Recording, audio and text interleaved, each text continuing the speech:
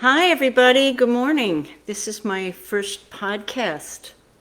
This has been something, this has been going on in my mind for a couple of years.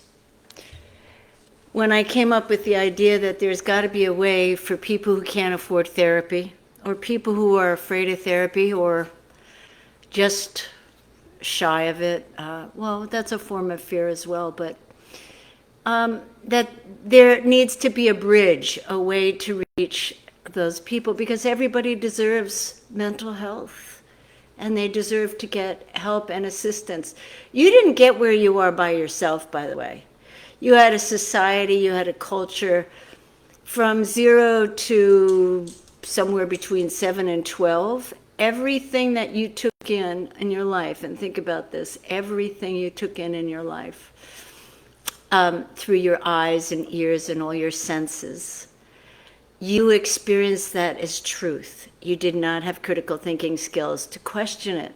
So everything you picked up from your parents, from church, from wherever you were the first 7 to 12 years of your life, you didn't have a filter.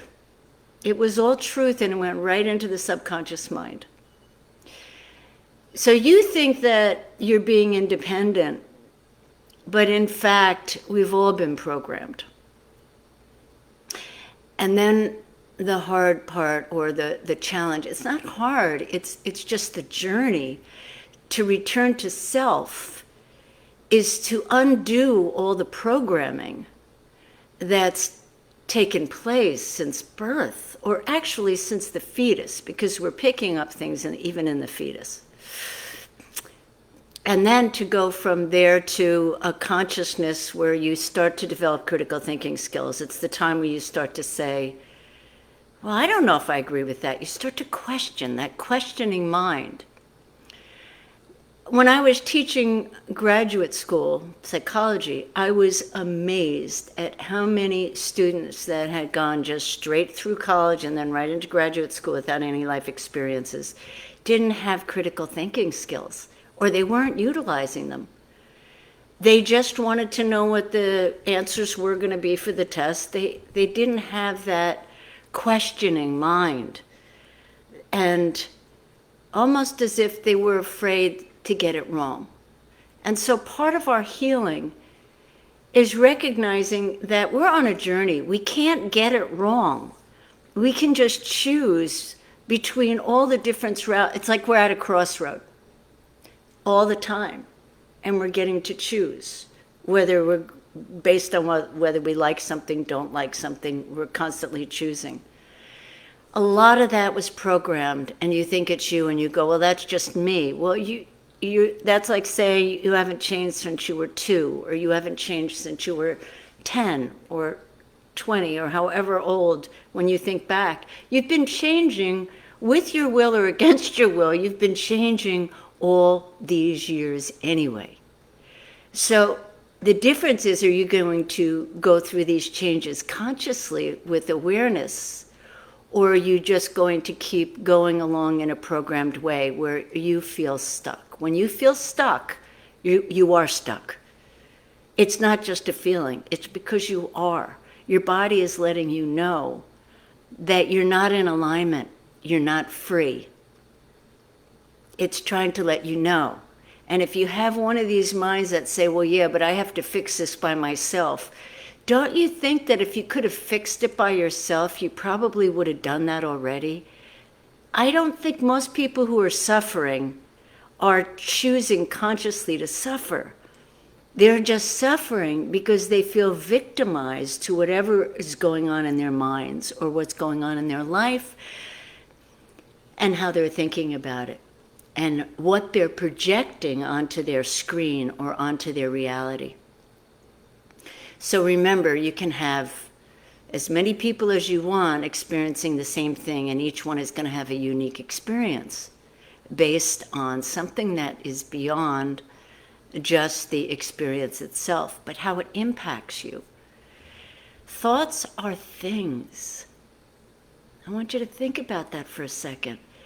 Thoughts are things. So if you have thoughts that are negative, you have a lot of negative things that you're projecting and living in your reality.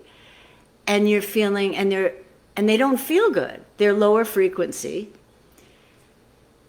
And you can't really seem to get rid of those thoughts, or most people feel victimized by their own thoughts, because the truth is you're either in control of your thoughts or your thoughts are in control of you. And if your thoughts are in control of you, then you're going to have difficulty sleeping, you're going to feel stressed, you're going to have a lot of negative thoughts about yourself, and they're going to be projected out onto the world. So anything that goes with self gets projected out there. If you feel good about yourself, all of a sudden life is great. If you don't feel good about yourself, all of a sudden life's not so good. The way that we actually create our suffering, and this is so important for healing, if you want to heal, if you applied this one thing, your life will change. We are all 3-year-olds wanting life to go according to plan. And when it doesn't, we have a tantrum, just like a 3-year-old. I want life on my terms, not on life's terms. As soon as we're going against the current, we're in resistance. As soon as we're in resistance, it's just plain physics, we're going to have to put a lot more force and work trying to go upstream. And that creates the suffering. The friction is the suffering. The going against the current is the suffering. The going against the alignment inside yourself. You're going against yourself, and then you're going against life. And if you're going against life, you're going to suffer, because anything past this nose, I don't have control over. The only thing I have control over is what's up to here. So healing and therapy should be about getting to know yourself so you can take back the control, because you've been programmed since you were in utero. Unbeknownst to you or beknownst to you, but unless you have consciously replaced those old beliefs that are still running the show behind, they're the gears running the show behind, unless you can get off that treadmill, no matter how much you think you can pull yourself up by your bootstraps, if you coulda, you woulda. And what I say is, don't should all over yourself.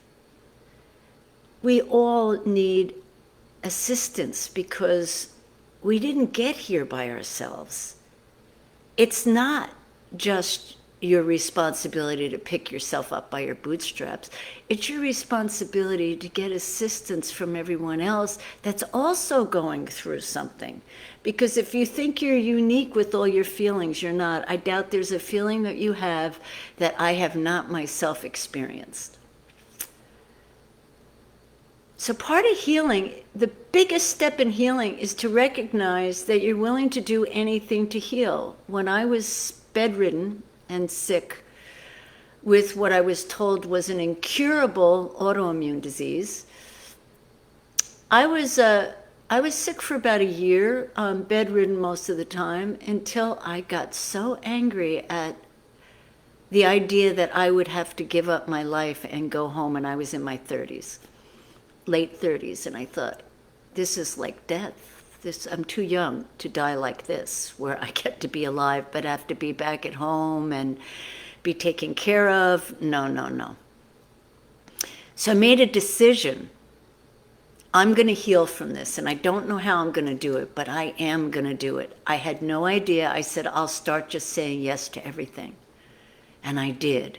I started saying yes to things I didn't believe in. I said yes to energy work. I said yes to stuff that really I didn't care. I was willing to do anything to get my life back.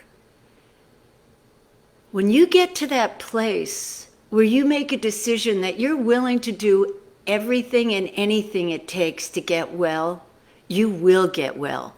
But you have to give up the pride that someone might think you don't have it all together. Because nobody has it all together. If you were born on this planet, you don't have it together.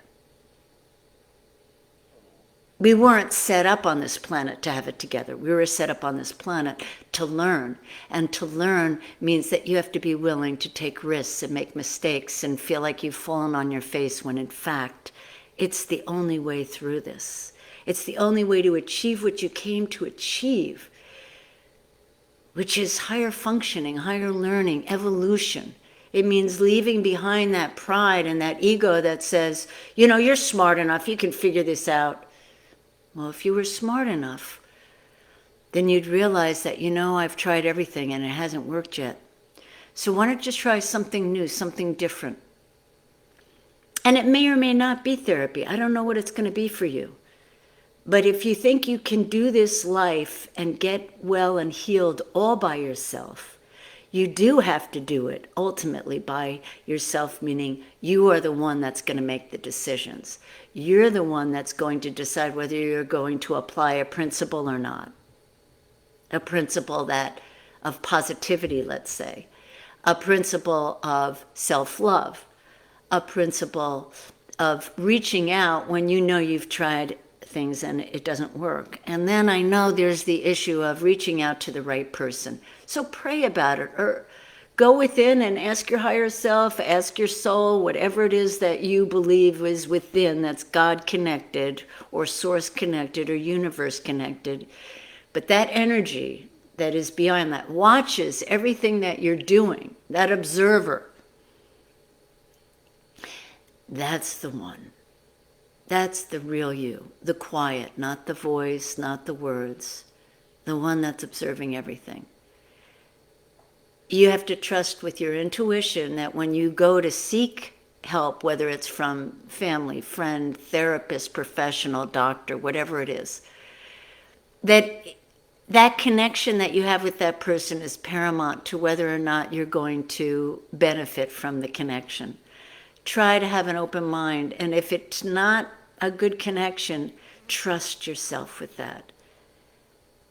That connection that you're seeking is important, because it has to do with a basic trust in the person that you're going to be getting the guidance from and the assistance from.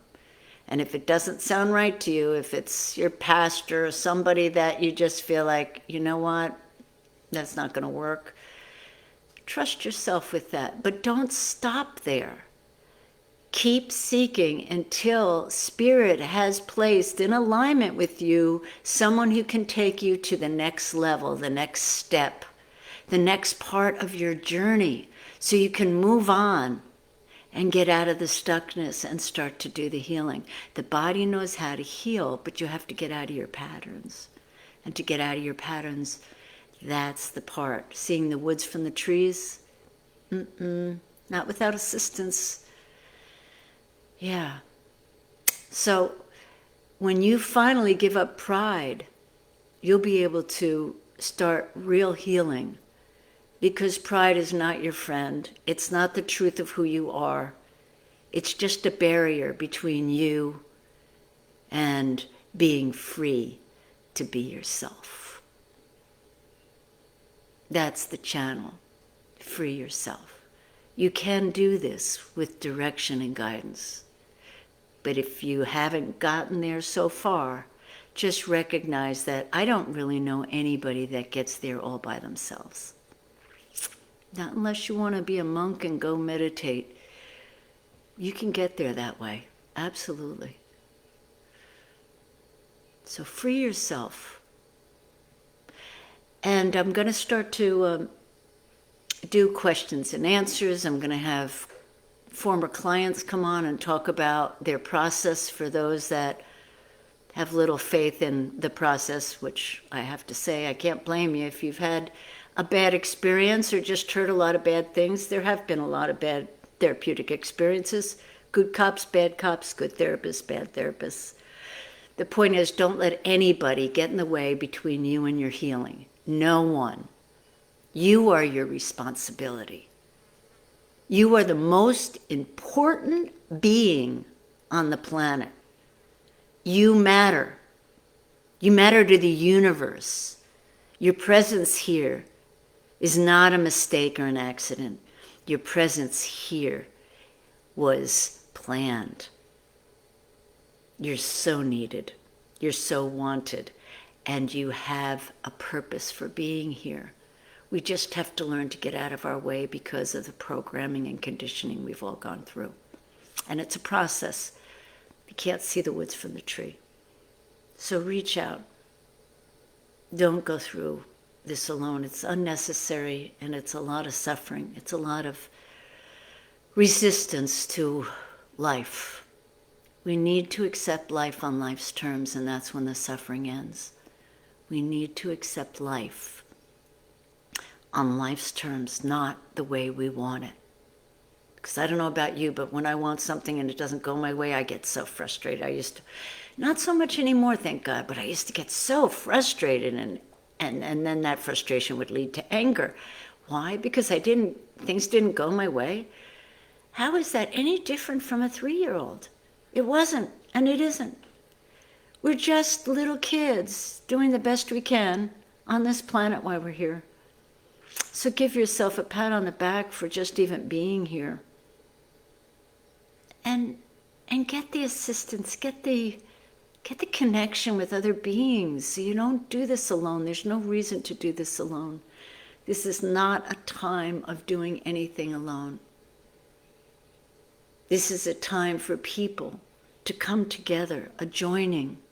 This is a time for connection and love, unconditional love.